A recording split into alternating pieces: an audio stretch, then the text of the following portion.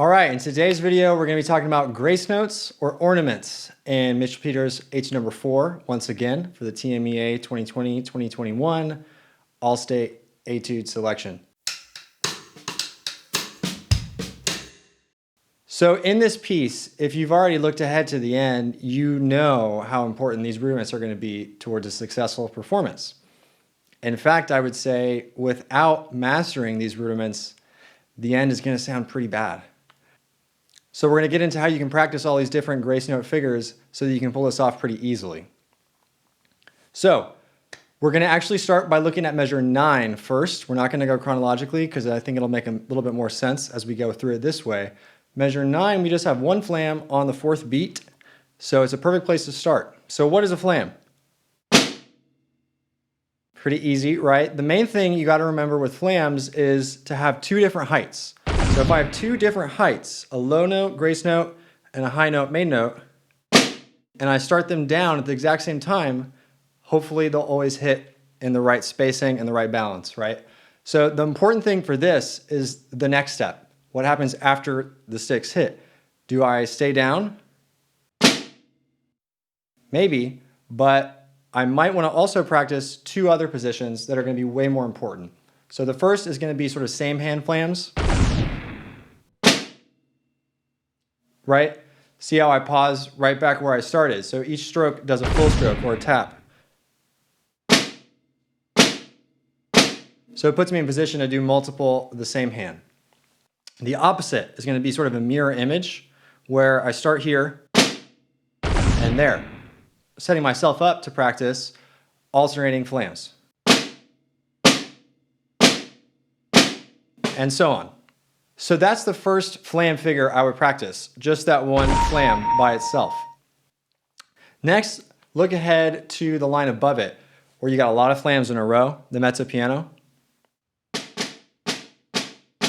and so on.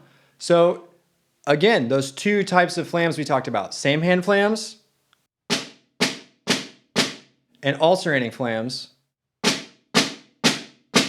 we're going to utilize both in this measure. So the first half, for me, I want them to just hang out and be nice and mellow at mezzo piano. So to get that effect, I'm going to do same hand flams.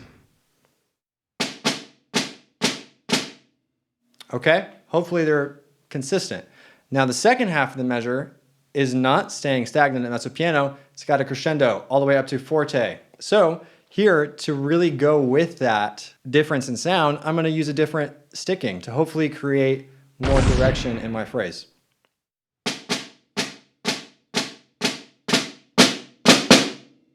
I especially want to end with a left-right.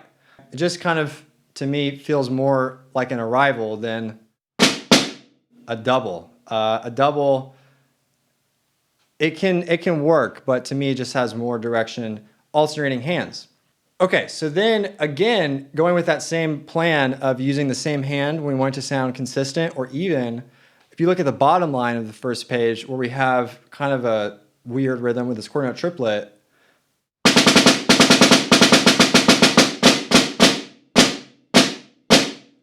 I'm going to go to all rights on those flams so that I can keep the articulation consistent when the rhythm might get a little bit hard to understand and navigate. At least I'm going to give the listener that consistent articulation and sound to latch onto to give them a better chance to understand the rhythm, even if I'm not perfectly on it. Then let's look ahead, skip ahead to the next kind of interesting flam only section. It's 3 lines from the end, and we have this accent pattern. It's pretty cool.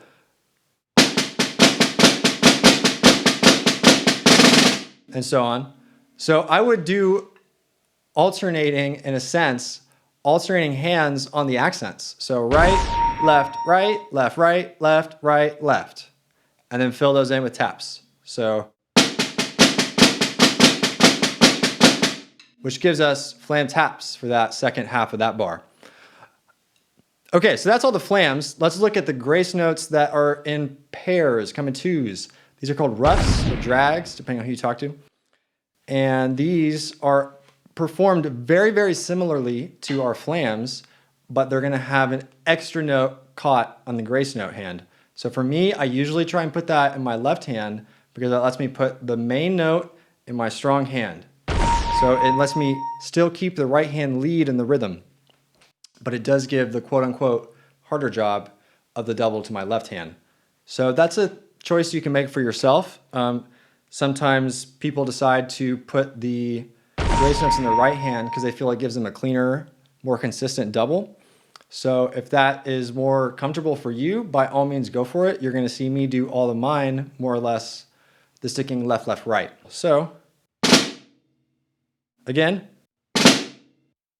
right? It's clear, but it's not hokey and logy like a rhythm, because that'll interfere obviously with the rhythmic phrase that we've got in this piece. So that passage 2 lines from the end is a good place to start with the ruffs, because we just got a bunch of repeated ruffs. So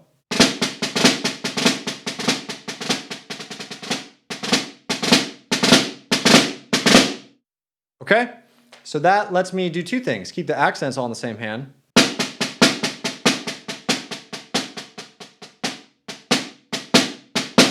And so on. And it lets me keep all the doubles on my left hand. Okay, something like that. Next, we've got to talk about the famous part of this piece, the alternating flam and ruff figure. We first see this in the 3rd line of the piece, and it goes something like this.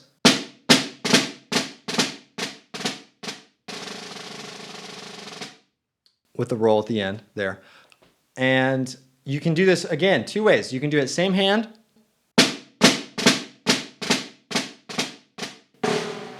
or you'll notice I did it alternating. The reason I did it alternating was that way one hand, in this case my left again, can do doubles the entire time. So it's not having to sort of navigate if I do same hand with my one sticking. It's not impossible, of course, but it's a little bit more finicky, I find. If I can just have one hand stay in my double sort of setting down low, I don't have to worry about it as much. So every right hand grace note is a flam, every left hand grace note is a drag, and that way it just kind of keeps it clear to me. It also encourages you to do more of an upstroke feel, which again keeps you moving through this phrase. That's going to be especially important for me in the last line. So the last line, you have this pushed to its limit, basically. So I don't know if this is Route 76, but so we have.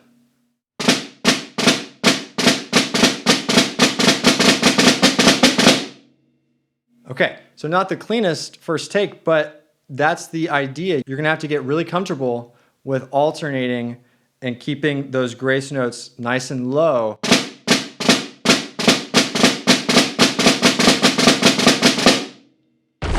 So that you can move through this phrase cleanly and clearly.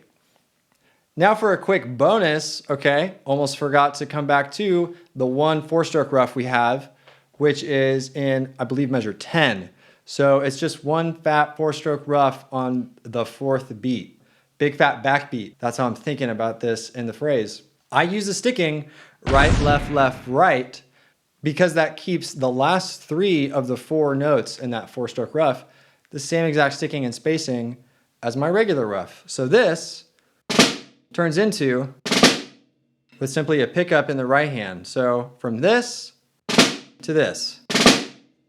A little bit easier than alternating. Some people try to alternate.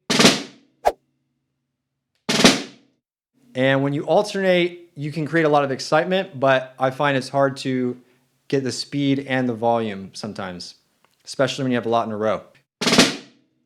That's called a French sticking. And if you come from marching band land, that's called a pas-de-deux, right? Right, left, left. Those are called pas-de-deux. That's what I learned them as. So when I started studying orchestral repertoire coming from drumline, and I got to 4-stroke ruffs, I was like, oh, it's just a pas-de-deux. So you can try and think about turning that pas-de-deux into a rhythm so that it gets really consistent in your execution of that 4-stroke ruff. So turn it into an exercise where you're making it a rhythm.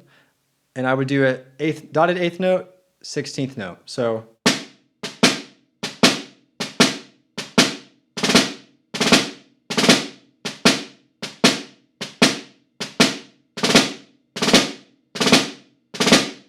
and so on.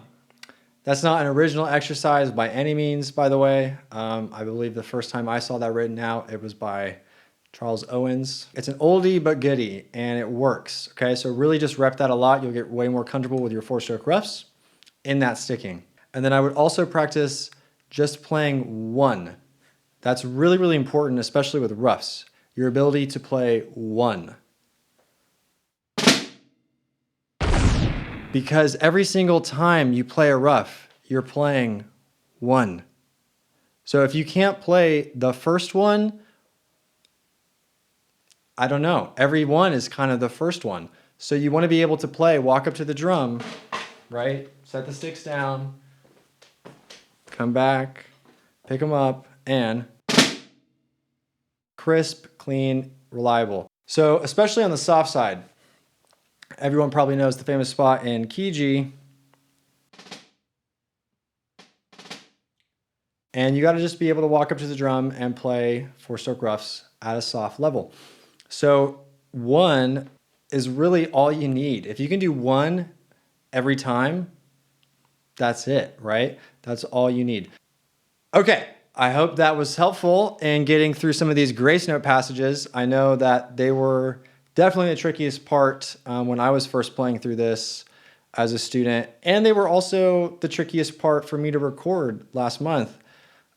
We averaged 2 or 3 takes on each one, and I do remember doing 3 takes on this one because we never really, I should say I never really got that ending just right until the 3rd try. And it's going to take some practice no matter who you are. So really get into flams and ruffs because you'll improve your doubles and your accent taps, and everything is really contained in these rudiments for snare drum.